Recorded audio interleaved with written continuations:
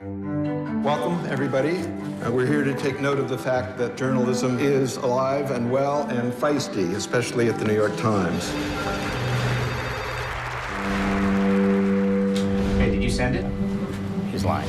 There's two A1 meetings. 10:30 where we discuss the stories of the day, what we're going to offer. It's kind of a competition. You go in there, we fight to get on A1. We are the New York Times, and we are dictating terms. At the tender age of 31, I still had a year left to being the violent, drug-snorting thug before I found my way to this guy, the one with a family and a job at the New York Times. All right, well, here's the lead.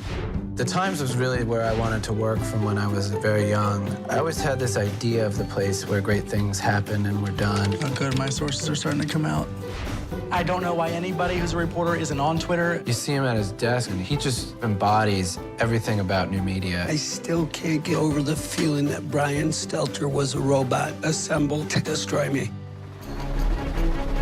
The old newspaper model is dying. It's kind of a collision of two worlds, and this new world that just kind of wants to crack it all open. So this is about WikiLeaks, which is a website. They didn't have to drop this off on the front step of NBC News or the New York Times. They just dropped it off on YouTube and waited for everybody else to find it. The bottom line is, WikiLeaks doesn't need us. In the immediate moment, we're in the middle of cutting 100 people out of a staff. How scared are you right now? I've been a single parent on welfare. This is nothing. I almost feel like I don't have a clear grasp on the enormity of the situation.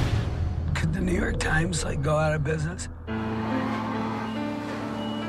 If you think of the history of these institutions, Watergate, Abu Ghraib, I think we're at a dangerous moment in American journalism.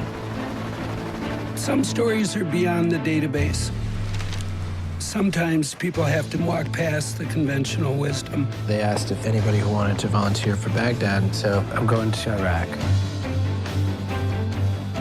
News is not dying. The Times still, I think to a remarkable degree, does set the agenda. The New York Times has dozens of bureaus all over the world, and we're going to toss that out and kick back and see what Facebook turns up.